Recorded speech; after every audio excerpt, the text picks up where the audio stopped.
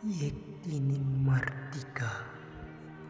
Martika iku kudu paraning punaki, amung purwakaning atur, pikir lan laku. Tumujuing kasuyataning panggayu, kanggo praptaning rahayu, pasuki, adil, makmur lan raharjani.